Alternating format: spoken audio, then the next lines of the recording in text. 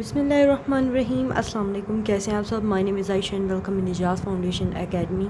जी तो क्लास 9, जैसे कि आपको पता है कि हमने 9 क्लास के लिए चैप्टर नंबर 5 के न्यूमेरिकल स्टार्ट किए हुए थे। फ़र्स्ट न्यूमेरिकल हम पहले कर चुके हैं। आज इंशाल्लाह हम इससे आगे वाले जो हैं न्यूमेरिकल वो करेंगे, और ये हम कर रहे हैं chapter number 5 which is gravitation.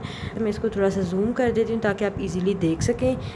यहाँ पे हमारे पास न्यूमेरिकल है जी 5.2, जहाँ पे लिखा हुआ है the gravitational force between two identical lead sphere kept at 1 metre apart is 0.006673 newton. क्या कहा जा रहा है कि आपके पास ये जो ग्रेविटेशनल फोर्स है, दो आइडेंटिकल लेड स्फीयर है, मतलब दो एक जैसे आपके पास स्फीयर्स हैं, यानी कि दो एक जैसे बॉल्स हैं, जिनको 1 मीटर जो है ना डिस्टेंस पर एक दूसरे से अलहदा किया गया है, और उसके ऊपर जो फोर्स अप्लाई हो रही है वो ये है। अब यहाँ पे बच्चे कंफ्यूज हो जाते हैं कि हमने डेटा कैसे लिखना है।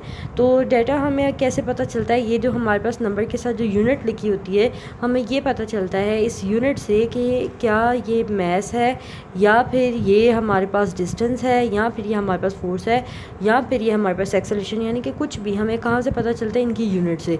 तो आपको पता है मीटर में हम किस चीज़ को मेजर करते हैं? डिस्टेंस को, ठीक है। उसके बाद न्यूटन में हम किस चीज़ को मेजर करते हैं? फोर्स को। तो इसका मतलब है फोर्स हमारे पास ये है और डिस्टेंस हमारे पास ये है, और हमें बोला जा रहा है कि फाइंड देयर मैसेज। और आपने जो है जिन दो आइडेंटिकल लेड स्फीयर्स की बात हुई है, अपने दोनों जो स्फीयर्स हैं उनका मैस है वो फाइंड आउट करना है। तो फर्स्ट ऑफ ऑल हम इसका डेटा लिखते हैं और देखते हैं इसने आगे से कैसे सॉल्व होना है। तो क्लास सबसे पहले यहाँ पे हम लोग जब न्यूमेरिकल स्टार्ट करेंगे, हमने ऊपर हेडिंग देनी है। यहाँ पे सबसे पहले हम लिखेंगे कि हमारे पास जो डेटा है वो कौन कौन सा गिवन है। तो आपने डेटा लिखना है कि आपको सबसे पहले तो डिस्टेंस गिवन है। डिस्टेंस आपको कितना गिवन है? 1 मीटर, ठीक है। उसके बाद आपको जो चीज़ गिवन है वो है आपके पास फोर्स, यानी कि ग्रेविटेशनल फोर्स। वो आपके पास कितनी है? 0.00667 न्यूटन। ठीक हो गया। इसके बाद आपको जो चीज़ आपने फाइंड आउट करनी है, वो फाइंड आउट आपने क्या करना है वो हम यहाँ लिखेंगे। हम यहाँ लिखेंगे कि हमें क्या क्या चाहिए। हम यहाँ लिखेंगे टू फाइंड, कि यानी कि हमें क्या क्या फाइंड आउट करना है। तो हम यहाँ पे फाइंड आउट में लिखेंगे हमने जो है मैस फाइंड आउट करना है। हमने क्या फाइंड आउट करना है? मैस फाइंड करना है। मैस ऑफ ईच स्फीयर, यानी कि दोनों का हमने क्या मालूम करना है? मैस जो है वो फाइंड आउट करना है। मतलब हमारे पास जो दो आइडेंटिकल लेड स्फीयर्स हैं, यानी कि जो दो बॉल्स हमारे पास हैं, हमने उनका जो है ना वो स्फीयर का जो मैस है वो मालूम करना है। अब चूँकि वो आइडेंटिकल हैं, इसका मतलब है कि जो हमारे पास मैस 1 है और वो बराबर होगा मैस 2 के। इसके बारे में हम आगे चल के डिस्कस करते हैं, क्योंकि अभी आपको समझ नहीं आएगी। अब यहाँ पर बात ये आती है कि हमने फार्मूला कौन सा यूज़ करना है। तो अभी सबसे पहले तो हम यहाँ पर हेडिंग देते हैं कि हमारे पास जो फार्मूला है वो कौन सा यूज़ होना है। तो हम यहाँ पर लिखेंगे कि हमारे पास यूजिंग फार्मूला, कि हम कौन सा फार्मूला यूज़ कर रहे हैं। यूजिंग फार्मूला, कि हमारे पास यहाँ पे फार्मूला कौन सा यूज़ हो रहा है वो भी देखते हैं। फार्मूला हमारे पास यूज़ हो रहा है क्योंकि हम ग्रेविटेशनल फोर्स की बात कर रहे हैं। तो इसका मतलब है हमारे पास जो ग्रेविटेशनल फोर्स वाला फार्मूला था, जो कि था force is equals to Gm1m2/d²। मतलब mass 1 mass 2 multiply gravitational constant divided by distance का स्क्वायर। अब चूँकि हमारे पास यहाँ पे दोनों मैस का जो है ना दोनों मैस आइडेंटिकल होंगे, मतलब एक जैसे होंगे, इसलिए हमारे पास जो है ना हम यहाँ पे लेट सपोज कर लेंगे कि जो हमारे पास मैस 1 है वो बराबर होगा मैस 2 के, और ये दोनों को हम कह सकते हैं मैस के, ठीक है ना। तो अब ये मैस 1 भी बराबर है एम के और मैस 2 भी बराबर है एम के। तो हम इसकी जगह थोड़ा सा फॉर्मूले को कैलकुलेट कर लेते हैं, देखते हैं, इसको थोड़ा सा सिंप्लीफाई कर लेते हैं। m1 की जगह हम m लिख देंगे, और ये m2 की जगह भी हम m लिख देंगे, ओवर d² आ जाएगा। अब फोर्स इज इक्वल्स टू यहाँ पे आ जाएगा m से क्या हो जाएगा? m² over d²।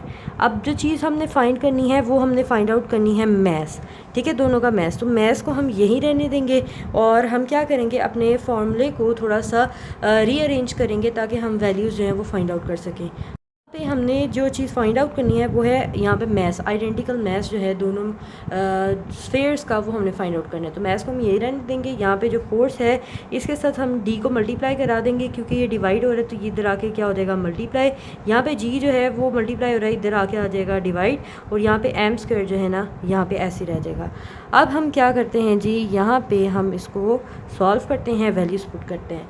अब अब यहाँ पे क्या करेंगे हम कि ये हमने लाइन लगा लिया। अब हम क्या करेंगे, इसके अंदर जो फॉर्मूला के अंदर वैल्यूज़ पुट करेंगे और यहाँ हम लिख देंगे कैलकुलेशन, यानी कि हम यहाँ पे अब क्या करने वाले हैं, कैलकुलेशन। तो हम जो चीज़ फाइंड आउट करने वाले हैं वो है एम्स का, इसको हम अपने लेफ़्ट साइड पे लिख लेते हैं और यहाँ पे एफ डी स्क्वायर ओवर जी हम ऐसे लिख लेते हैं, इसकी वैल्यूज़ पुट करते हैं। अब फोर्स की वैल्यू हमें दी हुई है, उन्होंने कितनी 0.00673, ठीक है। डिस्टेंस की उन्होंने हमें वैल्यू दी हुई है 1 और 1 के ऊपर क्या आएगा, स्क्वायर, क्योंकि डी के ऊपर स्क्वायर है।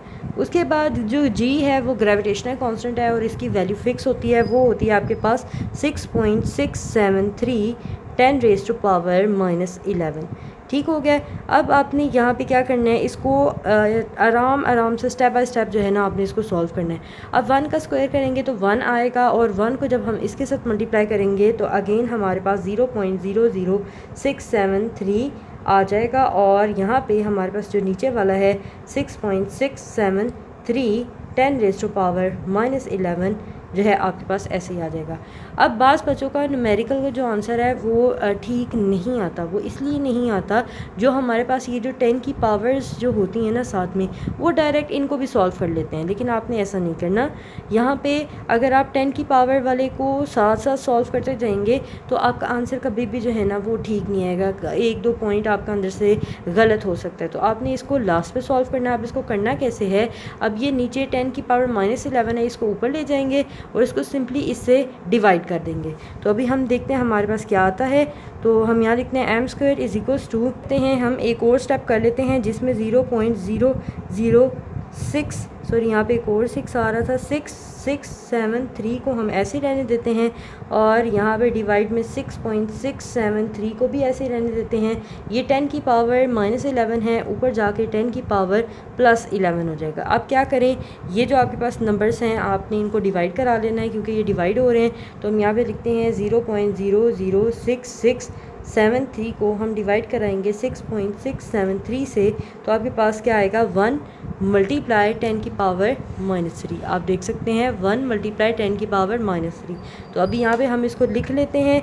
तो यहाँ पे हमारे पास आ गया m² की वैल्यू आपके पास किसके इक्वल आई है, 1 मल्टीप्लाई 10 की पावर -3 और ये वाला जो 10 की पावर 11 है ये हमारे पास ऐसे ही साथ आ जाएगा, ठीक है। उसके बाद m² ऐसे ही आ जाएगा, यहाँ पे 1 को भी ऐसे लिखेंगे, basis same power will be add, तो -3 + 11 हो जाएगा, ठीक है।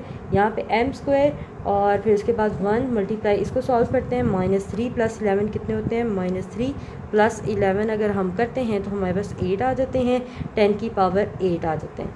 अब चूँकि हमने क्या फ़ाइंड करना है, मैस फ़ाइंड करना है दोनों स्फेयर्स का, तो इसलिए हमारे पास मैस 2 आ रहा है। अब हमने स्क्वायर को कैंसिल करना है, तो हम यहाँ पे लिखेंगे taking square on both side. यहाँ हम लिखेंगे टेकिंग स्क्वायर, मैं शॉर्ट फॉर्म में लिख रही हूँ, आपने फुल फॉर्म में लिखना है, स्क्वायर ऑन बोथ साइड पे हम स्क्वायर ले लेंगे, स्क्वायर रूट ले लेंगे ऑन बोथ साइड। तो यहाँ पे हम स्क्वायर रूट लेते हैं, इससे क्या होगा, m², ये स्क्वायर रूट से कैंसिल हो जाएगा, ये स्क्वायर रूट से कैंसिल, यहाँ पे दोनों के ऊपर जो है ना वो अलग से आ जाएगा, लेकिन अभी हम इसको इसी स्टेप में कवर कर रहे हैं। यहाँ पे m रह जाएगा, यहाँ पे 1 जो है वो अलग स्क्वायर रूट में आ जाएगा और 10 की पावर 8 जो है ये भी अलग स्क्वायर रूट में आ जाएगी। 1 का स्क्वायर रूट लेंगे तो 1 आएगा, इसका लेंगे तो देखते हैं क्या आता है, स्क्वायर रूट 10 की पावर, ये पावर का बटन होता है और यहाँ पे हम 8 करते हैं तो ये हमारे पास आ जाता है 10,000। तो ये आ जाएगा 10,000 मैस, और ये हमारे पास 10,000 वन से क्या हो जाएगा 10,000, ठीक है। और आपको पता है मैस की यूनिट क्या होती है, किलोग्राम, ये यूनिट आपने लाजमी लिखनी है। तो ये आपके पास आंसर आ गया, क्योंकि जो मैसेस हैं हमारे पास वो आइडेंटिकल थे, स्फेयर जो थे वो आइडेंटिकल थे, मतलब एक जैसे थे। इसका मतलब क्या हुआ कि जो मैस 1 है वो भी 10,000 है, मैस 1 भी हमारे पास 10,000 है, और जो मैस 2 था वो भी हमारे पास क्या है 10,000 है। तो ये हमारे पास आंसर आ गया न्यूमेरिकल 5.2 का।